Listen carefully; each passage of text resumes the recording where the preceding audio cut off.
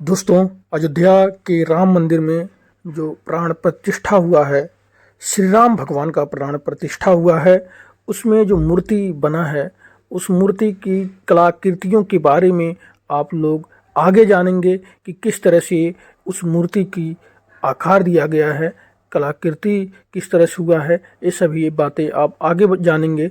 लेकिन ये जो मूर्ति हैं, ये जो ईश्वर स्वरूप भगवान श्री राम जी जो अयोध्या में प्रकट हुए हैं, उनका नाम बालक राम रख दिया गया है। अभी जो 22 जनवरी को प्राण प्रतिष्ठा में शामिल रहे जो मुख्य पुजारी हैं, अरुण दीक्षित के द्वारा यह नाम सुझाया गया है, बताया गया है और रखा गया है। यह नाम क्यों रखा गया है, इसके पीछे चलिए जानते हैं इसका इतिहास।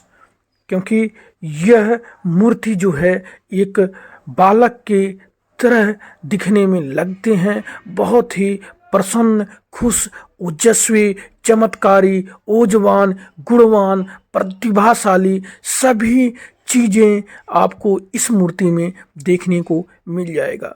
यह मूर्ति कई तरह से अलंकृत किया गया है और यह मूर्ति एक 5 साल की उम्र के बालक की तरह एकदम से हूबहू लगती है।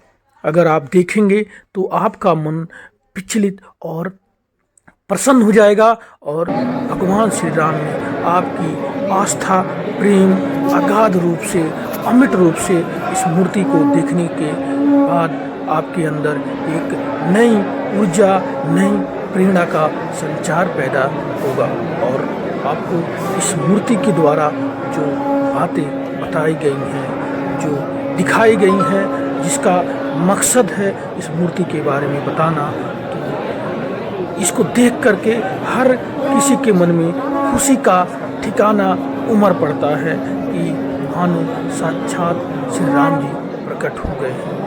और पुजारी हैं और दीक्षित ने बताया कि जब वह देखे थे तो उनकी आंखों में खुशी से आंसू बहने लगे थे और उस खुशी को अपने शब्दों में वो कहे थे कि मैं इसको बयां नहीं कर सकता।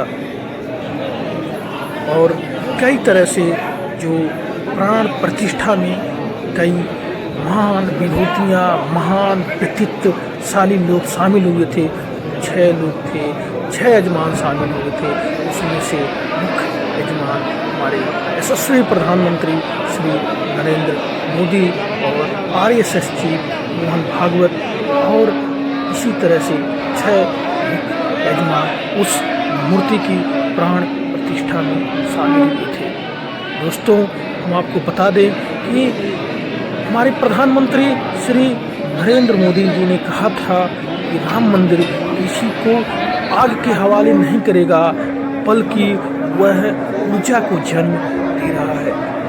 और भी कई चीज़ें मूर्ति के बारे में बताए हैं कि मूर्ति जो प्राण प्रतिष्ठा हुआ है वह पूरे सनातन धर्म के लिए या कहें अपनी परंपराओं को आज तक 500 सालों तक जो उनको अलग करके, दूर करके सनातन धर्म के अनुयायी से रखा गया था, वह दिन आ गया है।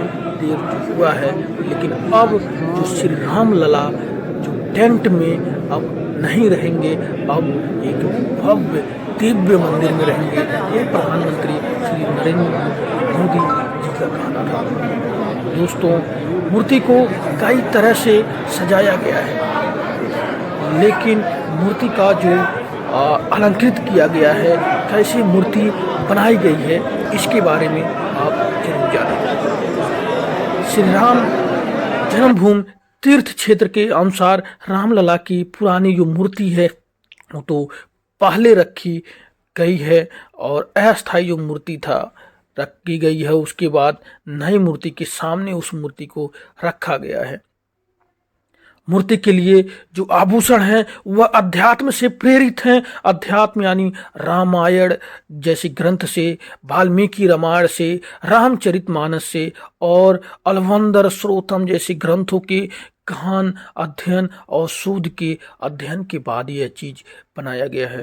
प्यारे दोस्तों, जो मूर्ति है, इस मूर्ति को बनारसी कपड़ों से सजाया गया है, जिसमें एक पीली धोती और एक लाल पताका या अंगवस्त्रम या अंगवस्त्रम को शुद्ध सोने की जरी से और धागों से उस वस्त्र को सजाया गया है, और उसमें बहुत से चीज़ें, शुभ चीज़ें को दर्शाया गया है, जैसे प्रतीक शंख है, पद्म है, चक्र है, मयूर है, आदि सब चीज़ों से इस मूर्ति को दर्शाया गया है।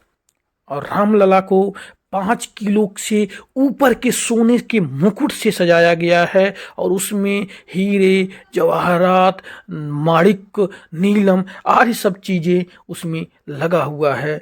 और यह चीज़ें आपस में अद्भुत बयां करती हैं उस मूर्ति के बारे में, मूर्ति के उस रहस्य के बारे में, जानने के बारे में। जो देखेगा वह एक बार जरूर विचार में पड़ जाएगा कि ईश्वर के अंदर कितनी अगाध शक्ति और प्रेरणा स्रोत और ऊर्जा भरी है। वहाँ पे जाने के बाद एक ऊर्जा का एहसास होता है, लोगों के अंदर एक ऐसी शक्ति मिलती है जिसे आप जान ही रहे होंगे। प्राण प्रतिष्ठा के दूसरे दिन ही बाद लगभग 5 लाख से ऊपर श्रद्धालुओं ने वहाँ पे दर्शन कर डाला है, और इतना चढ़ावा, इतना दान दे दिया है उस मंदिर को कि आप अगर देखेंगे, जानेंगे, उस धन को आप ही नहीं पाएंगे। ये सभी ऊर्जा ही तो है, ऊर्जा के कारण ही वहाँ पे लोग अकस्मात खींचे चले आ रहे हैं, और उस दिव्य एनर्जी के कारण वहाँ पे पुलिस प्रशासन को बहुत ही मुश्किल से भक्तों को रोकना पड़ रहा है। धैर्य रखिए, अभी आपकी ईश्वर जी भगवान श्री राम आ गए हैं, अब आप सबके बीच हमेशा रहेंगे। इसीलिए प्रशासन ने लोगों और श्रद्धालुओं को, इससे वहाँ पे बहुत ज़्यादा व्यवस्था न फैल जाए, उस व्यवस्था को बनाए रखने में मदद कर रहे हैं। साथ में उत्तर प्रदेश के सीएम श्री योगी आदित्यनाथ, जिसके द्वारा यह सब कार्य उत्तर प्रदेश में संभव हो पाया है, और अपने बड़े मोदी हैं, उनको एक नई दायित्व, नई जिम्मेदारी जो है, दोनों लोग डबल इंजन की सरकार मिलकर के जो राम भगवान श्री राम प्राण प्रतिष्ठा से राम मंदिर अयोध्या का पुनर्निर्माण करने में दोनों डबल इंजन सरकार मोदी और योगी ने जो करामात और चमत्कार दिखाए हैं, अद्भुत, विस्मरणीय, और आने वाले समय में लोगों के लिए इतिहास के पन्ने पर स्वर्ण अक्षरों में लिखा जाएगा। और यह कभी न भुलाने वाला 22 जनवरी का पल होगा। 2 संतों की जोड़ी ने वह कर दिया, वह इतिहास रच दिया जो आज तक भारत में कर नहीं पाया है। यह अमिट क्षण, यह अमिट जोड़ी, और यह अमिट इतिहास स्वर्ण पन्नों में लिखा जाएगा। वहाँ पे इस कदर ऊर्जा संचारित हो रही हैं, जिससे लोगों की भावनाएं जो है वो उमड़ पड़ रही है कि किस तरह से हम बालक राम को एक बार देख पाए, जहाँ से हम भी अपने जीवन के लिए, जीवन को आगे व्यतीत करने के लिए एक ऊर्जा का संचार ले पाएँ, जिससे हमारा परिवार, हम और इस जगत का कल्याण हो सके। आने वाली वीडियो में दोस्तों मैं आपको ऐसे ही मोस्ट इंफॉर्मेटिव वीडियो लेकर के आने वाला हूं, इसलिए इस चैनल को लाइक, शेयर और सब्सक्राइब करना ना भूलें।